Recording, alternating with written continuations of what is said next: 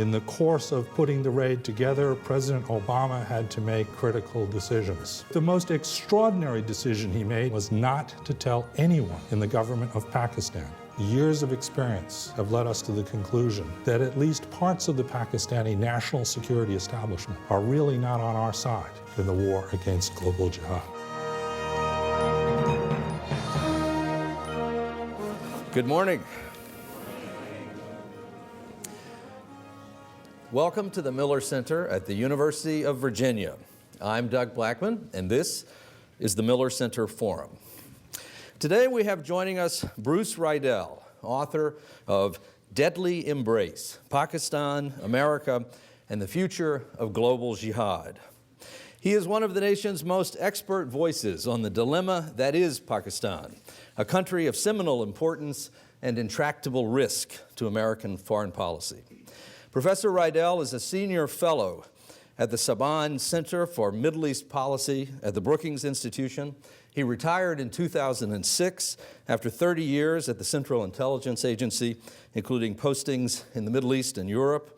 He was a senior advisor on South Asia and the Middle East to the last 4 presidents, a deputy assistant secretary of defense, and a senior advisor at the North Atlantic Treaty Organization in Brussels. He was a member of President Bill Clinton's peace process team, and early in his administration, President Obama asked him to chair a review of American policy towards Afghanistan and Pakistan. Professor Riedel has assisted in terrorism prosecutions and advised the United Kingdom's National Security Council in London. He is the author or co-author of multiple books on al-Qaeda, Iran, Iraq, and global terrorism. I was just telling him before we came in that I have long been fascinated, particularly by Pakistan, beginning even before it became fashionable to pronounce it as Pakistan. In 1974, my mother told me unexpectedly that I would have to make a visit to the county health department for a battery of special vaccinations, some of which might be very painful, including one for cholera. She explained that our family would leave at the end of my 4th grade year for a place called Pakistan. My father was a scientist for the Department of Agriculture and an expert on the soil conditions necessary for the fast growth of certain commercially valuable tree species. The U.S. was expanding its ties to the Pakistani government and social institutions under Zulfikar Bhutto.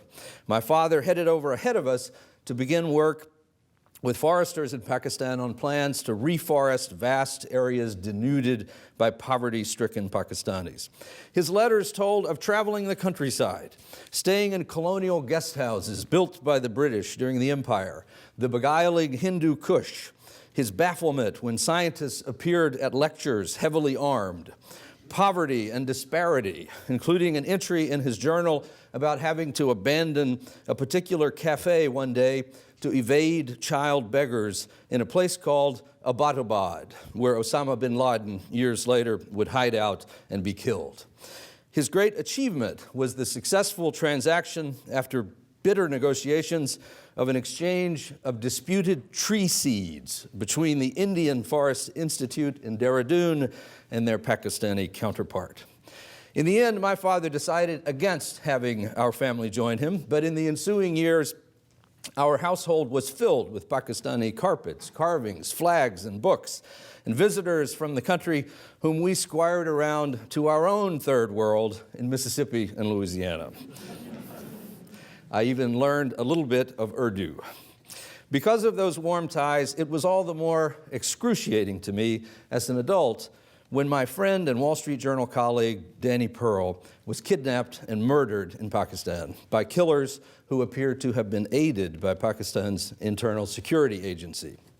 I share those memories only to illustrate in a personal way something that Riedel captures with astonishing depth and authority in Deadly Embrace: the extraordinary complexity of Pakistan, a place so deeply strategic to the United States, so appealing on many levels, yet unpredictable and dangerous.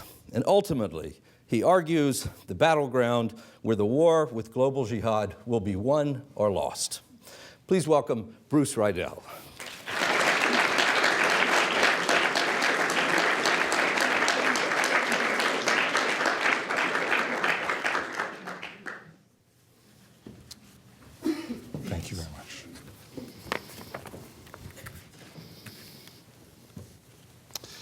Thank you for that lovely introduction.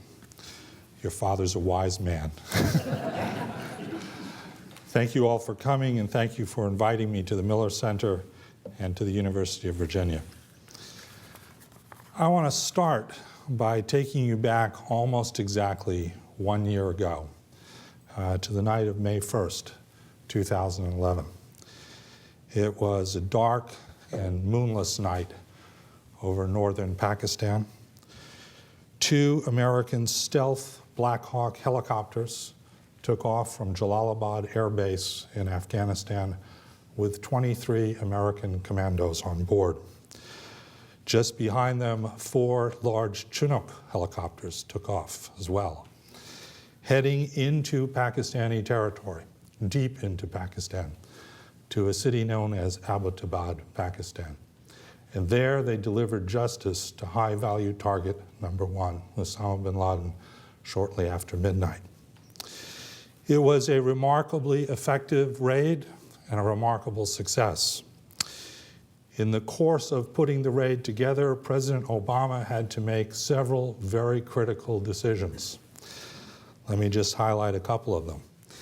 He had to decide whether or not to use troops, boots on the ground, human beings, rather than to send in the United States Air Force or drones. And he decided he had to use troops because for a mission like this, there had to be certitude in the end that Osama bin Laden had been killed or captured, not confusion over what happened. He decided as well, personally, to assign the 4 backup helicopters. It was his decision, based on his remembrance that it's easy for a helicopter to go down in a dangerous situation, and he was right. The first helicopter into the combat zone was a hard landing and was unable to come out. Had he not decided to send those 4 Chinooks behind them, half of that team would have been stranded in Pakistan. And he also decided to go forward when the CIA told him that it was only 50-50 whether Osama bin Laden was actually in that compound. He rightly decided that 50-50 was the best odds he was ever going to have on finding Osama bin Laden.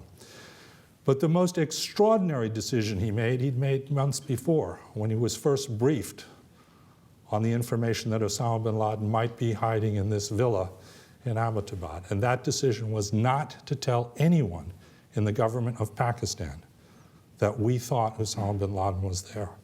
It was an extraordinary decision when you think about it, because over the course of the previous decade, he and his predecessor, George Bush, had provided the government of Pakistan with $24 billion in U.S. economic and military assistance, because Pakistan was reckoned to be our #1 ally in the war against al-Qaeda.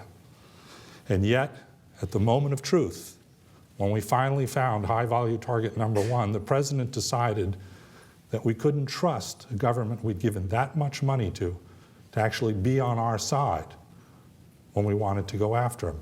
It was, of course, the right decision.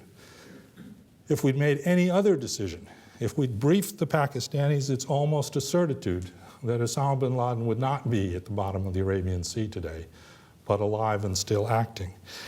And yet it is, as I said, an extraordinary decision. And in a way, it encapsulates the whole problem of America's relationship with Pakistan.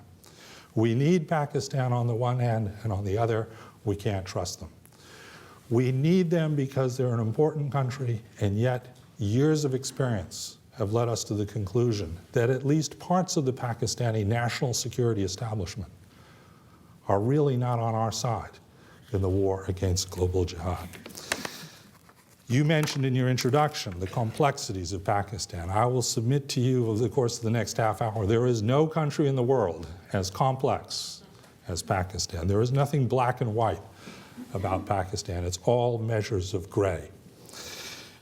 Let's start by just talking about how important this country is. Location, location, location, location. This is a country that borders India, Iran, China, and Afghanistan. I can't think of 4 more important countries for America today. It is at the center of the intersection between South Asia, Central Asia, and the Middle East. Population, This is a country of roughly 180, 185 million people today. That makes it the 6th largest country in the world. It will soon be the 5th largest country in the world. It is growing at one of the most rapid rates of any country in the world. By 2050, if there is no deduction in the fertility rates, there'll be roughly 450 million Pakistanis. A significant reduction would still get us by 2050 to 340 million Pakistanis. It is the 2nd largest Muslim country in the world today in terms of population. In 10 years, it will be the largest Muslim country in the world, out-surpassing Indonesia. It is a nuclear weapons power, more than that. Pakistan has the fastest growing nuclear weapons arsenal in the world. No one outside Pakistan knows how many nuclear bombs Pakistan has, but a reasonable estimate would put around 200 today. That means Pakistan is rapidly becoming the 5th largest nuclear arsenal in the world. It will soon surpass the United Kingdom. Only France, China, the United States, and Russia will have larger nuclear arsenals. It is now developing tactical nuclear weapons, an extraordinary feat for a country whose economy is as weak as Pakistan. It is, of course, also the #1 proliferator of nuclear technology in our time. Pakistan is responsible in part or in large part for the nuclear weapons programs of Libya, North Korea, and Iran. Pakistan, though, is also a democracy, or at least has been a democracy since 2008, when it overthrew its 4th military dictator since independence, General Pervez Musharraf. Today, it has a very vibrant media. Over 100 news channels are available in Pakistan. Unfortunately, there's very little responsibility in those news channels. They publish all kinds of false rumors and false reports, but they're vibrant, they're active. It has a very active court, which is in the process of suing the government's enemies, the military, the civilians, everyone. So active that it's concern to many in the establishment that they finally have a court that seems to be interested in those arcane things like the rule of law and accountability. The president of Pakistan today, Asif Ali Zardari, the widower of the late Benazir Bhutto, is about to become the first elected Pakistani head of state ever to serve out a full term in office. He's not quite there yet. He's getting close, but he will be the first ever. All of his predecessors were either ousted in military coups or assassinated or sent into exile.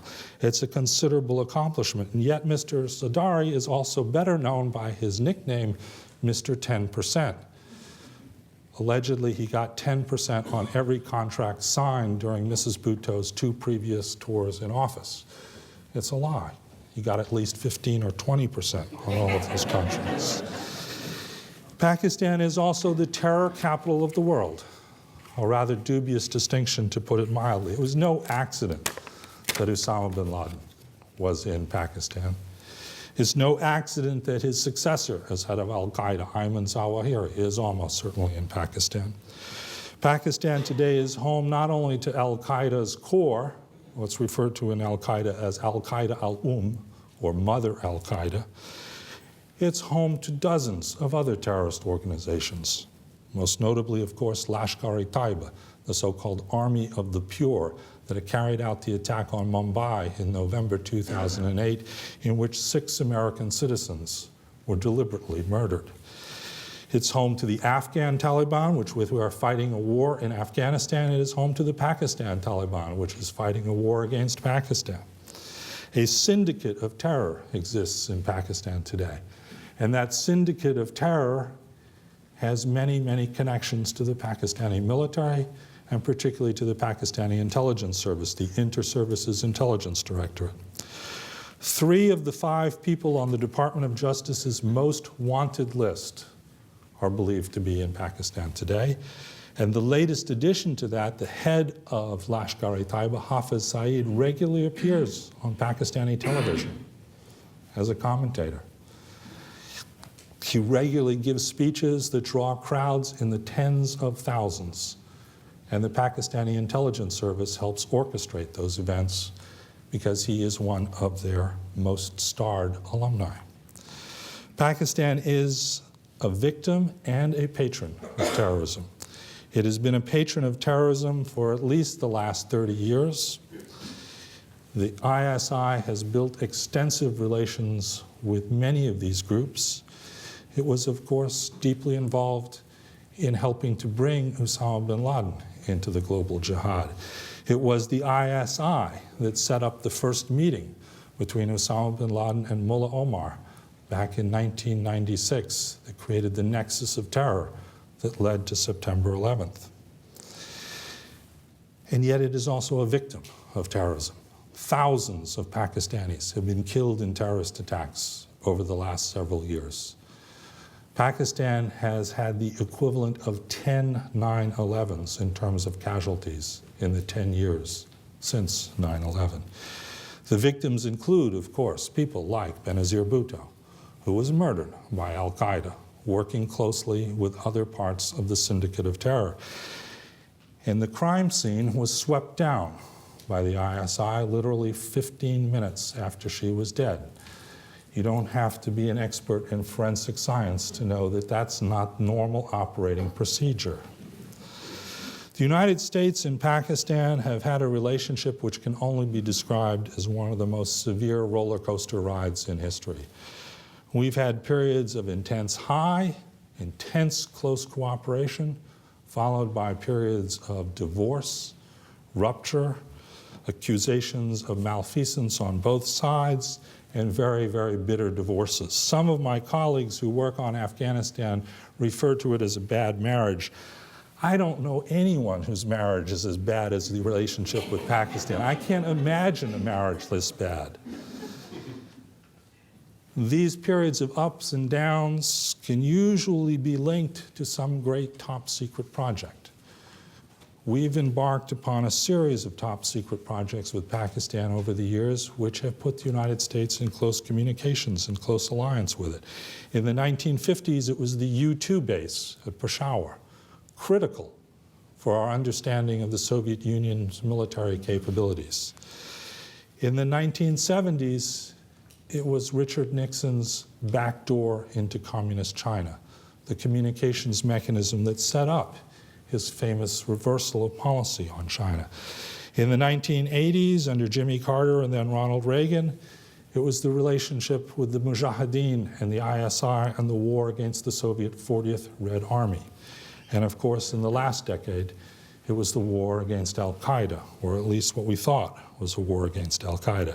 All of these great top-secret projects were, to some extent or another, covert diplomacy, covert operations, about which almost everybody knew almost everything. Right after they began, they remained secret for very little amount of time, with the exception of Nixon's trip to China. In all those cases, the United States also moved very close into the embrace of the Pakistani military dictator of the time. It's been a remarkably bipartisan policy. Democrats and Republicans have fallen in love with Pakistani generals. John F. Kennedy brought Ayub Khan to Mount Vernon for a state dinner. Ayub Khan gave him a horse.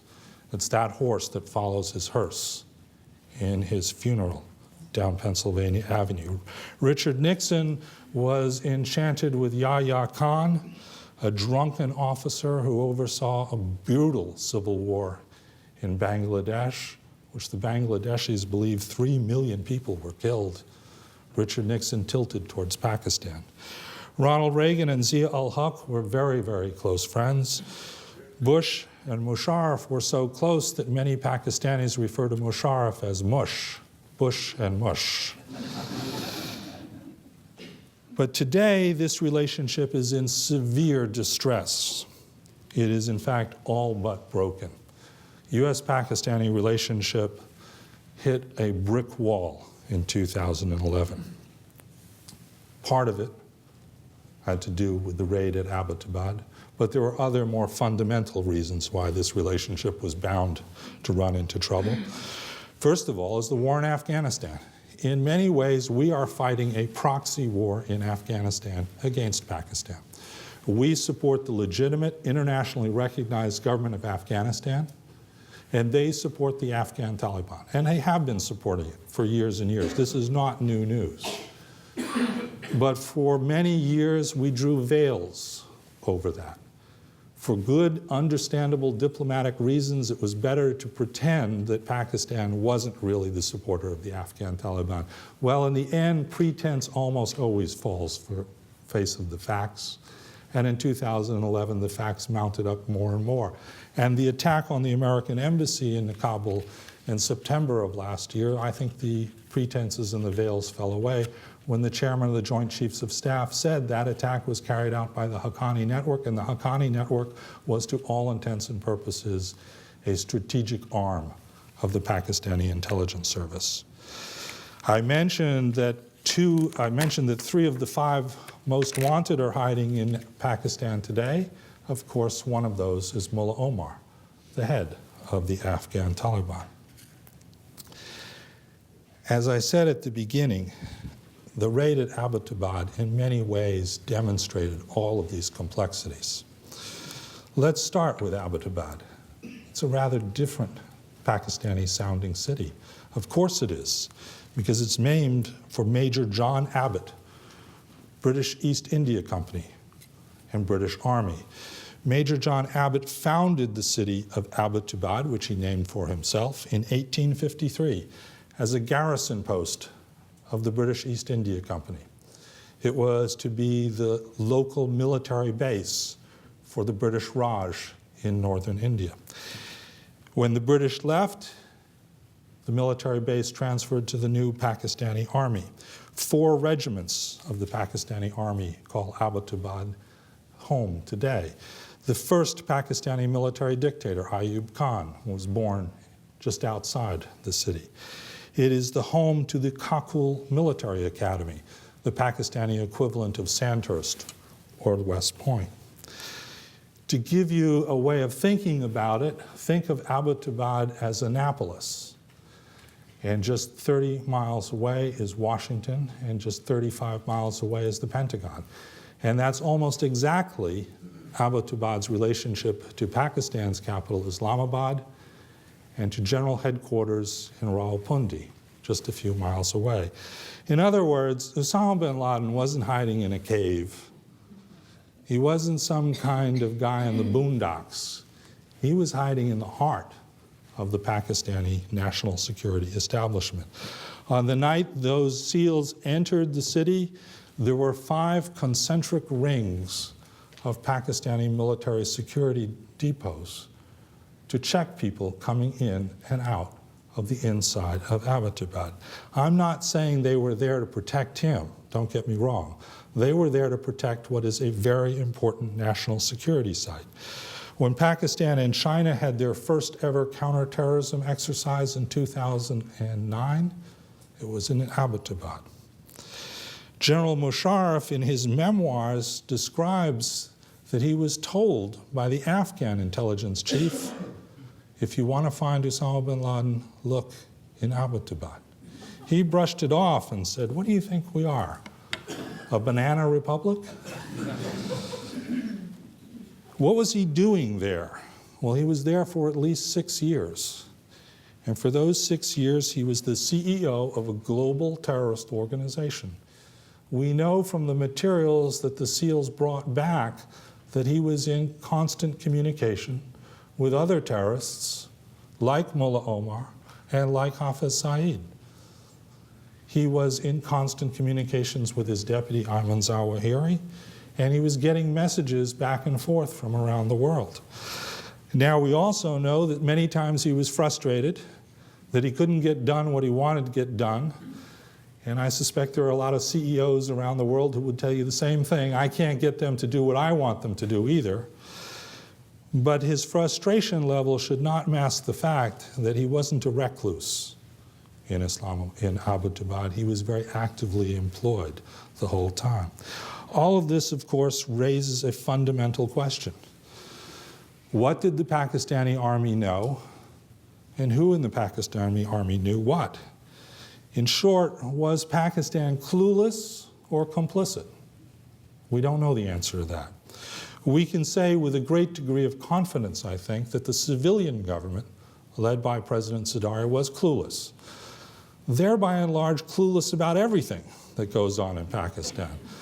Zardari, back during the Mumbai attack, ordered the Director General of ISI to go to India to help with this investigation. The Director General of ISI said, I'm not going. Forget it. I'm just not going. You may be president. I'm head of the Secret Intelligence Service. I'm in charge, not you. General Kayani, who is Chief of Army Staff, is without question the power behind the throne in Pakistan today. He makes the key decisions. He's the one who decides how big the nuclear arsenal will be. He's the one who decides what Pakistan's relationship with terrorist organizations will be, and we don't know whether he was clueless or complicit. We also don't know if there was level of complicity, how high in the Pakistani military it went. We may never know the answer for all of these questions, but it now hangs like a dark cloud over the U.S. Pakistani relationship. Every day we wonder, what did they know and who knew what? For Americans, Pakistan has become a country that we don't trust, that we see as deceitful, as double-dealing. But put yourself in Pakistan's shoes for a minute. For Pakistanis, America behaves like an arrogant bully, which decides that it can kill people inside Pakistan anytime it wants to. Once in a while from SEALs, but most of the time from drones in the air. We've carried out dozens of drone missions over Pakistan, and while I believe that those drone missions are remarkably careful not to kill civilian casualties, you won't find any Pakistani who believes that. That vibrant press I talked about before fills them with stories of dozens of civilian innocent casualties. For Pakistanis, America seems like an arrogant power that regards their country as a killing field. The problem with the American and Pakistani narratives is they're both right. We've got their number and they've got our number. And how you fix a relationship which has deteriorated to that point is very, very difficult to do.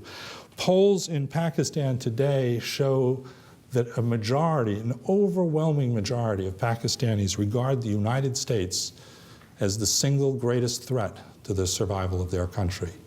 And when you outpoll India as the bad guy in Pakistan, you have achieved a remarkable status.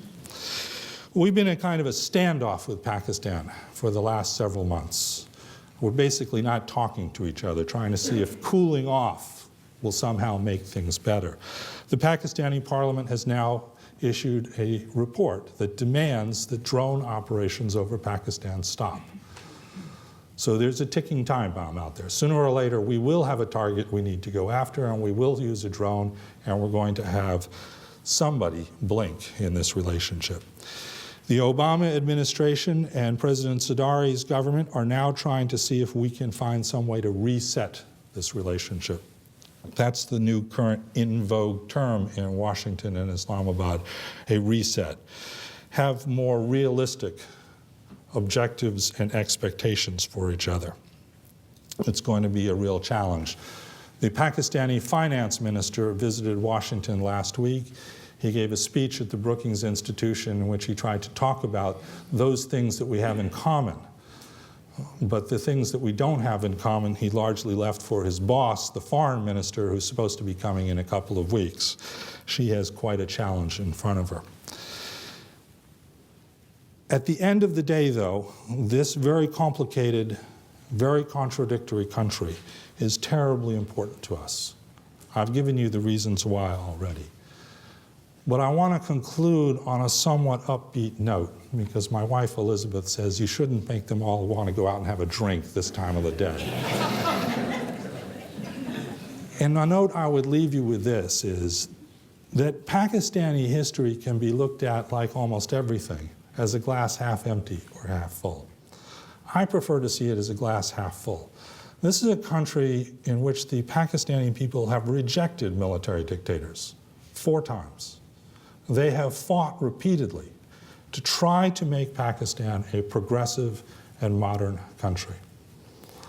Benazir Bhutto was a martyr for that cause. She had her failings, but by and large, the vision of Pakistan that she had is very conducive to the vision of Pakistan that I think most Americans have. And President Zardari, for all his faults, his vision of Pakistan is much more conducive to America's views. He wants to get Pakistan out of the business of being on both sides in the war on terror. He wants to get Pakistan out of the business of being in constant competition with India. He wants to make money. And capitalism, at the end of the day, is probably the most important way for Pakistan to actually become a more normal country.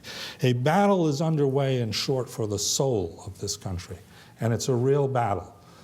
And those who are fighting for a progressive, modern Pakistan, which becomes only a victim of terror, and then hopefully someday is no longer a victim either, is in our national security interest. And we need to find ways to help them in this battle for the soul. First place to start is, of course, the Hippocratic Oath, do no harm. For 65 years, we've done a lot of harm. We now need to try to figure out policies which are wiser and smarter and avoid doing that. And on that note, I thank you very much for your attention, and I look forward to your questions and comments.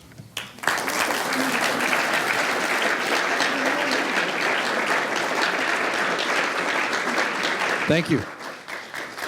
I think you'll have a vigorous set of questions today. But could you talk for a few minutes about the death of Osama bin Laden and how consequential is that at this stage in the relationship? I think it's very important. Osama bin Laden had been high-value target number one, not since September 11th, but back since 1998, when he orchestrated the attack on 2 American embassies in Africa. This is a guy we've been searching for well over a decade. And a mythology had been created about Osama bin Laden, that he was beyond the reach of the Americans, that he was the equivalent of a modern Robin Hood. And I don't like to use that phrase too often because I think Robin Hood and Osama bin Laden shouldn't be equated. But you get the point, that the sheriff couldn't find him wherever he was. And I think it was terribly important that we found him and that we put him out of business, because what we found about him is that he was very much in business. He was not a recluse. He was a very active terrorist planner and conniver. He even was looking into whether or not he could figure out a way to assassinate President Obama. Now, that plot never went beyond the fantastical stage, as they like to call it in the counterterrorism community, but it might have. How big a blow to al-Qaeda it is difficult to answer if we can't answer the question that I left you with during my talk. What was his relationship with the Pakistani military? If they were hand in glove, his removal probably isn't all that significant in the long term, because that means al-Qaeda is not just a bunch of ruthless fanatics, but a bunch of ruthless fanatics connected to a very powerful organization. If, on the other hand, they were clueless, then how can we be confident that they will be able to find his successor, Ayman Zawahiri? Whether they were clueless or complicit, the bottom line for Americans is that the death of Osama bin Laden is a huge step in the right direction, but it's not the end of the war. And for the foreseeable future, we will have to have means to go after high-value targets in Pakistan without the support of the Pakistani government. And that means we have to have a base nearby. You couldn't have flown this mission from the Arabian Sea. Believe me, it would have been a fiasco. When that helicopter went down, it's too late to say, hey, we need another helicopter here, 2 hours flight time. And that base will have to be Afghanistan for the foreseeable future. The geography is remorseless. There's no other place to base it from. That's a reality about the war in Afghanistan, which frankly I think the administration has failed to make clear to the American people and needs to make clear to the American people as we think about the future of our relationship with Afghanistan and with Pakistan. Mr. Riedel, are you familiar with the information, the intel that was discovered in Abbottabad in the compound, and still therefore we're in a position to say that we can't draw connections between Osama and ISI? And secondly, can you comment on the apparent recent rapprochement with India? Thank you. Everything that I have said to you about the information that was found in the hideout is in the public domain. The United States government is selectively and slowly revealing documents, primarily to David Ignatius. I don't know what kind of relationship David has with the United States government, but it seems to be a particularly good one for him.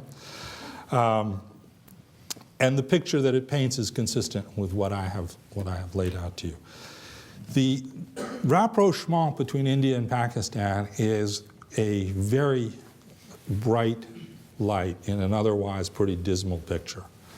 And I think it flows from a recognition among increasing numbers of Pakistanis that rivalry with India is a hopeless case. India is 7 times bigger.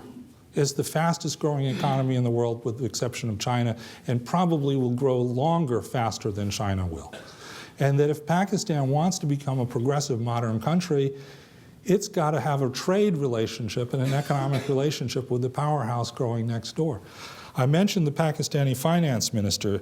His memorable line last week was that up until a decade ago, his recommendation for fixing the Pakistani economy was relocation. Move Pakistan to the Alps and have it surrounded by the European Union. He now says that's obviously a mistake. The European Union's falling apart. We're actually in the right place next to India. But we need to figure out some way to have an economic relationship with India. And they're starting on that mark. But here's the cautionary note. The last time he embarked on such a policy was in 2008. And what we got was the Mumbai attack, because the dark forces in Pakistan don't want that kind of a vision. Thank you very much for your presentation.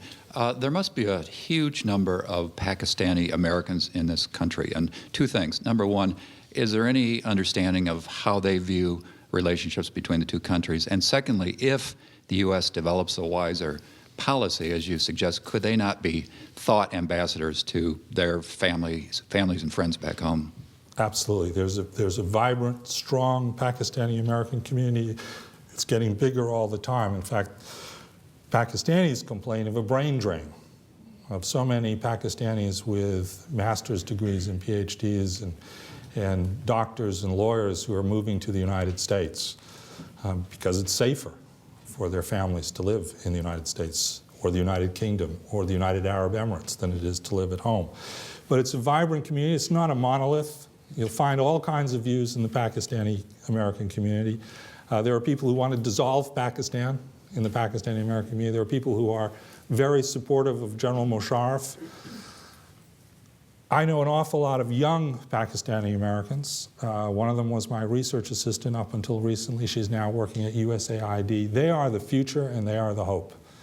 They have a much more realistic, a much more sensitive understanding of their country. They know its warts and they also know its successes. And I think that young Pakistani-American community can be a very important bridge between the United States and Pakistan. And heaven knows we need it. We need people who can communicate back to Pakistan how Americans see their country, and we need people here who can help us better understand Pakistan. Professor Seidel, on a similar note, while I make my way over here, I'm perplexed at the 3 cups of tea phenomenon, where on the one hand, it's this baffling relationship between our countries. On the other hand, there was this huge, whether it was fraudulent or not, this huge popular appeal of a charitable philanthropic effort. Why is it, I mean, there seems to be a ready market in America, at least among some constituencies, for a very friendly kind of relationship with Pakistan. Why is it so difficult for our government leaders to achieve to tap into that same vein of goodwill? I think the goodness of the American public is very deep, and Americans can see in Pakistan a country that's hurting. I mean, last year, of course, Pakistan had this incredible flood. Flooded area of Pakistan exceeded the size of Italy last year. And there was an international and particularly American outpouring, and the U.S. government was critical in trying to get help to a lot of Pakistanis. But it's often spoiled when we find out that the Pakistani government did less than we did. Or in the case of the flood last year, President Zardari, who I think I've painted as a complex figure, flew off to his chateau in Normandy during the crisis. His chateau was built in the 16th century in order to inspect the facility. Well, there was no flood in Normandy.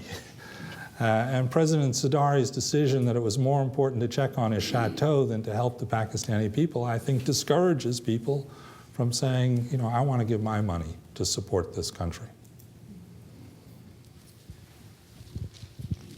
The news that reaches the West is always concerned with security, with military, with the relationships between the two countries. But this is a country of 180 million people. It has to have some sort of economy, and it has to have some kind of tension between the business community and everything else that's happened in Pakistan. Can you tell us anything about that? Does the business community, if there is one, I suppose there's one, play any role in what the government does? Mm-hmm. There is a very vibrant business community. There's a lot of Pakistani entrepreneurs. If you go to any of the Gulf states, Abu Dhabi, Doha, you will find that the economy is frequently in the hands of Pakistanis who know how to get things done, who are great entrepreneurs. And there are more and more entrepreneurs in Pakistan today.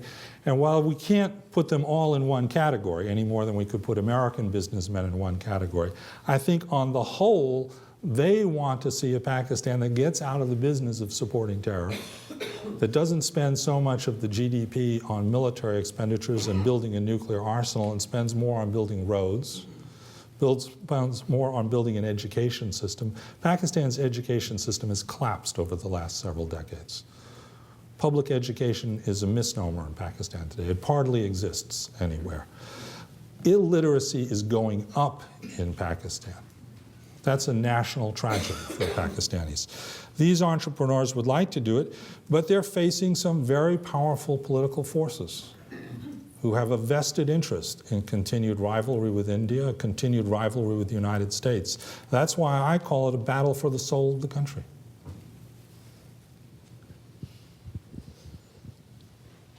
A Mr. Rashid, a Pakistani newsman, has written 3 books saying exactly the same thing that you have just said today. The latest one, I think, was published several months ago. Why is he still alive?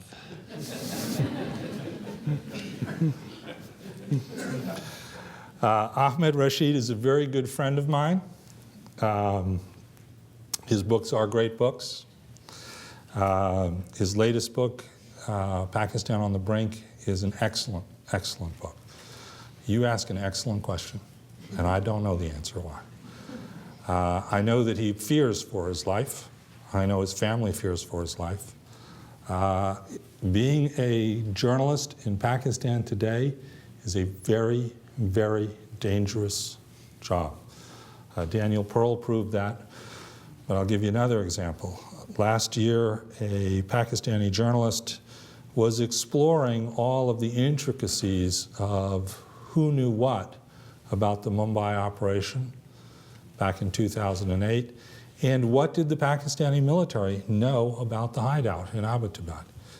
He was found dead after an appointment with the ISI, which he never returned from. Almost certainly they killed him. We have a plethora of questions that have come in today via Facebook or otherwise over the internet, and also from the overflow crowd.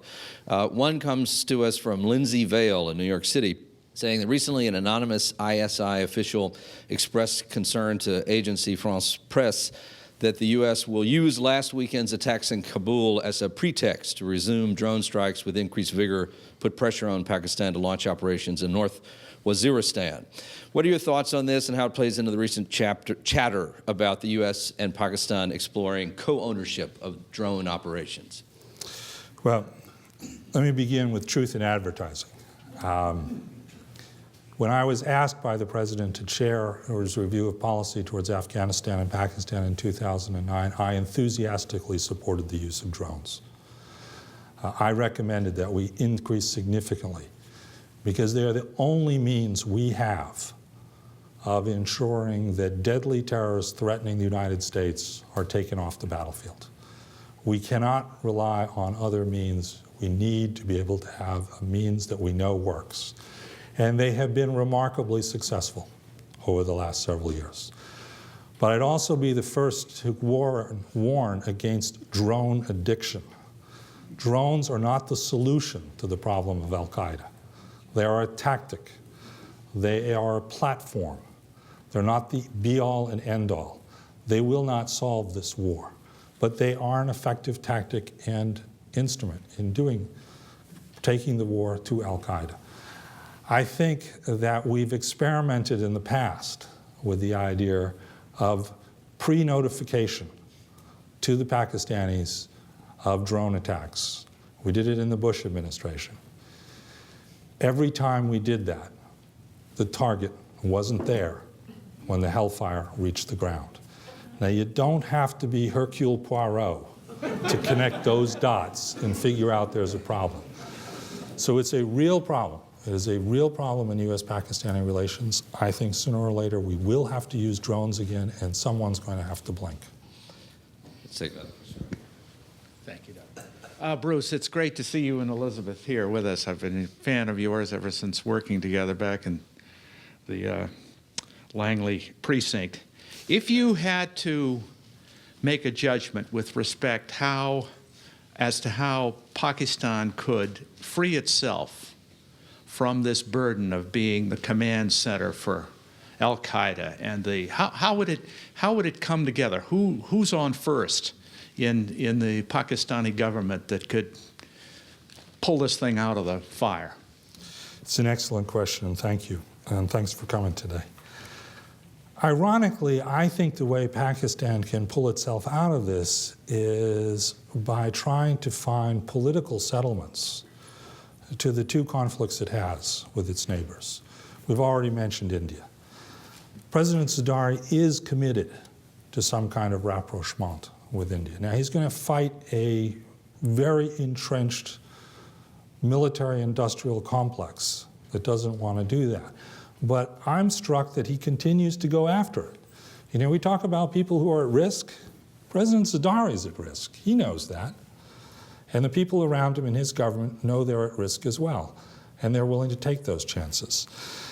How they bring the military on board is not an American issue. We can't do it for them. We can help them. We should certainly not get in the way.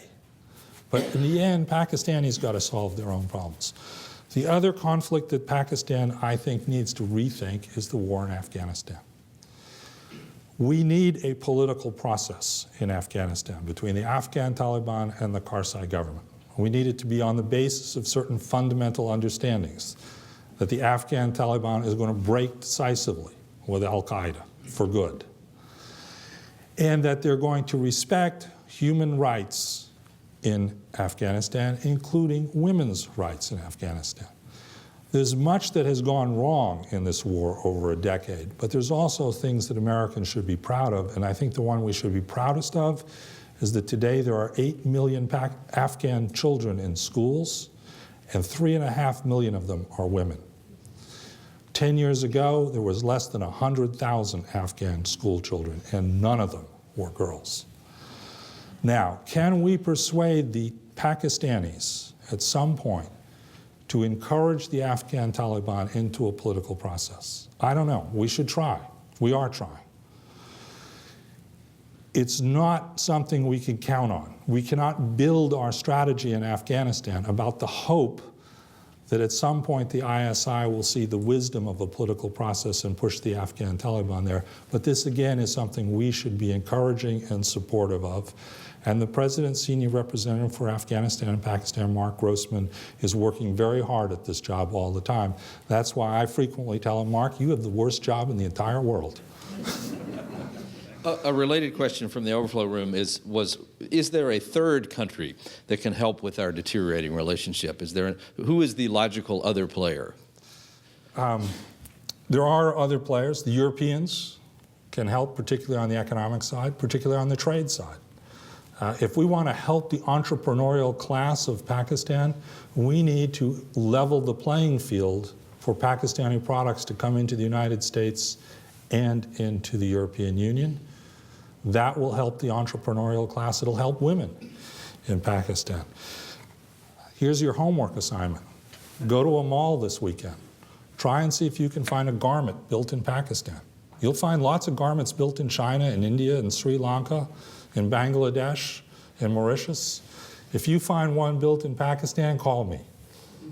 Because you don't find them in the United States because we have higher tariffs on Pakistan than we do on a lot of other countries. What can other countries do beyond that? China has a very strong relationship with Pakistan. Saudi Arabia has a very strong relationship with Pakistan. The United Arab Emirates have a balanced relationship. We need to, and we have been trying to build a Friends of Pakistan group. In the end, the country, though, that has the most influence is, of course, the one next door, India. India can have more. India needs to be more thoughtful about its own policies towards Pakistan, especially on Kashmir. You know, for us, Pakistan falling apart with several hundred nuclear weapons is a nightmare. Thankfully, it's a nightmare on the opposite side of the globe. For Indians, it's a nightmare right next door. And Indian statecraft needs to take a step up, be more thoughtful about how do you help Pakistan not collapse or not become another military dictator, only this time a jihadist in charge of Pakistan.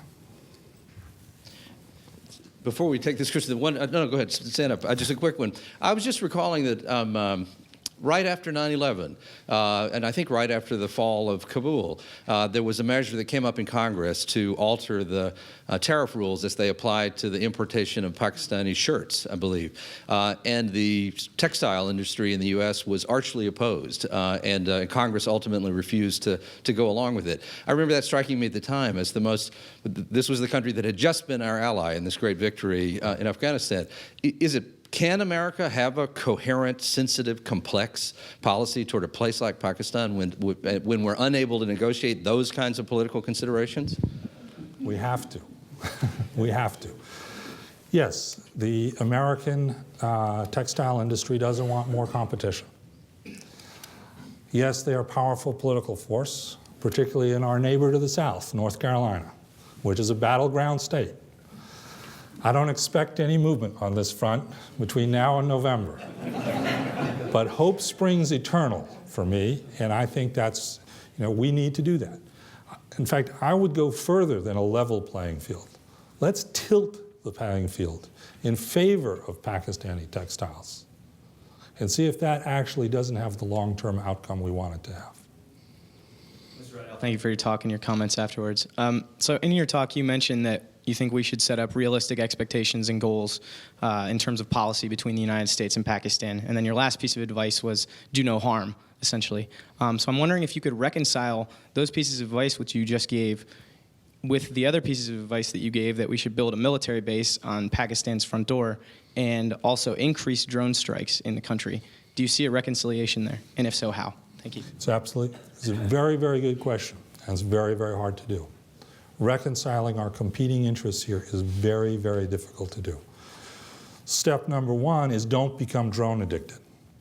Don't see the drone as the default solution to every problem. Use it sparingly and carefully, and recognize that it's going to have negative repercussions, and therefore overuse will cause problems. Secondly, do what we can to strengthen the civilian democratically elected forces in Pakistan with things like trade and tariff reform. We've been trying to engage them in a political process in Afghanistan. But recognize also that there will be areas of disagreement, profound disagreement for the foreseeable future. If this was simple, believe me, we would have figured it out a long time ago. This is why for me, Pakistan is the case study for places like the University of Virginia or the JFK School at Harvard or for the School for Advanced International Studies at Johns Hopkins. This is so many complexities, so many sides of gray, and so many policies which you want to pursue which are counterproductive even as you pursue them, that this is the case study that graduate students should study in how you really have to make policy in the real world.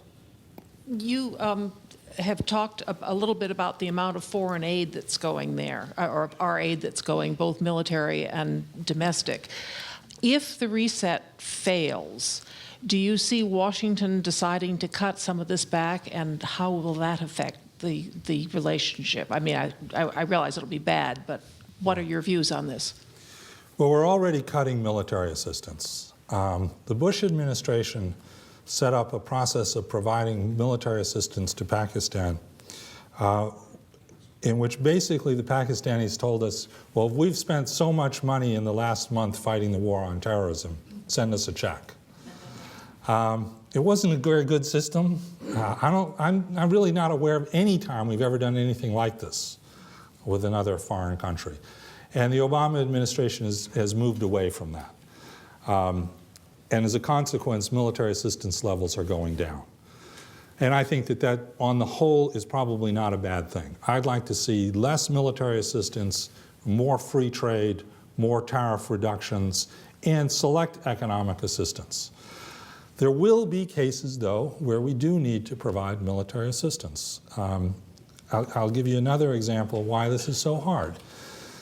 Pakistan uses American F-16s. The Reagan administration began selling F-16s to them during the war against the Soviet Union. They have never been given the look-down radars that are essential to effectively use an F-16 as an air-to-ground weapon system. In 2009, the Pakistanis engaged Taliban terrorists in the Swat Valley of Pakistan. A real war. I said they were a victim and a patron, and this was they were in their victim status. Their pilots went into missions with F-16s, getting a briefing, and then getting a picture of the target, which they taped onto the cockpit. That is not a modern air-to-ground target system. They came to us after the Swat Valley and said, would you give us the radar systems? Would you sell us the radar systems? Now, of course, the same radar system that allows you to better drop a bomb on a militant target allows you to better drop a bomb on an Indian military base. There's no way we can only give them the GPS coordinates for their own country. They can buy the software for India somewhere. In the end, the Obama administration made the decision to do it, to sell it to them. I think it was the right decision, but it's symbolic of the hard, real decisions that have to be made in dealing with Pakistan today. Our hour is drawing near, but I want to try to squeeze in a few more questions. A quick one, though, another sticky wicket question from outside, and that is the observation that doesn't a reset with Islamabad, that is Pakistan, fundamentally hurt the reset, which there was news on just this morning, with Afghanistan? It doesn't have to. That's not to say it won't, but it doesn't have to. As I said, I think one of the keys here is to try to persuade the Pakistanis to get into the business of trying to find a political solution. Up until now, many Pakistanis, particularly in the army, have lived on the understanding that the United States is going to abandon Afghanistan. We've done it before. We're very good at it. We like abandoning problems. And that in the end, all they had to do was wait us out. That they had the time, we had the watches, as they like to say. The new U.S.-Afghan agreement says that from 2014, for 10 years, we are committed to the support of Afghanistan. That means the clock just changed. 2024 is a long time away from now. You may have the time, but you got a lot of time. I think in that sense, if it helps to concentrate Pakistani minds that we are not going to abandon Afghanistan, it may have the salutary effect of saying to some of them, well, then maybe we need to find a deal in Afghanistan. Mr. Riedel, thank you very much. Speaking of Afghanistan, why is it that we, let me repeat, and knowing full well how corrupt the Afghan government is, why is it that we don't work with the Afghan government to negotiate with the Taliban? Well, for a while, we were very reluctant. We were the most reluctant partner. But I think that we have come around to understanding that that makes no sense. We shouldn't be the people who are against the political process. We may be cynical about the political process, say it doesn't look like the Afghan Taliban will ever make a deal. But the burden of saying no should not be on the United States. We should be the ones who say, yes, Afghans, if you can work out a deal, we'll be behind you. Confident that the Afghans who are on our side or who worked with us are not going to sell out Afghan women, and they're not. Hamid Karzai has his failings, and so do many of the people around him. But if corruption, ending corruption is our goal in Afghanistan, we're never going to succeed. That's a fool's errand. I think I've already painted a picture for you that there's some degree of corruption next door in Pakistan, but it's a state that works more or less. There's corruption in India. There's corruption in the United States of America. I believe there is grounds for a political reconciliation in Afghanistan. I don't think we should be the barrier to that. We should encourage it. Let's call the Afghan Taliban's bluff and say, you ready to come to the talk? Let's talk. You just remarked that you thought that Pakistan was a state that more or less worked. And I wanted to ask you if you could just comment on the internal stability or instability of the state and how that might affect American policy with Pakistan. Right. There could be another military coup in Pakistan tomorrow. We can certainly not rule that possibility out. But I think what is remarkable about the last several years is that the Zardari government, with all of its failings, with all of the handicaps that it's faced, is close to filling out its term in office. Last fall and winter, Pakistan went through a severe political crisis referred to in Pakistan as Memo-gate, in which the Pakistani ambassador to the United States, Hussein Haqqani, was accused of treason for writing a memo encouraging the United States to help prevent a military coup. Now, only in Pakistan could it be treason to be trying to prevent a military coup. Ambassador Haqqani has lost his job, but he's not lost his head. It came very close. But in the end, the progressive forces in Pakistan won Memo-gate. And the military, in a sense, lost. So, you know, I said before, hope springs eternal. It's easy to be pessimistic about Pakistan. You'll almost always be right. That's useless. That takes us nowhere. I am relentlessly optimistic that Pakistan will get its act together and that the United States and Pakistan can have a productive relationship, because that is the only outcome that to me is an acceptable one.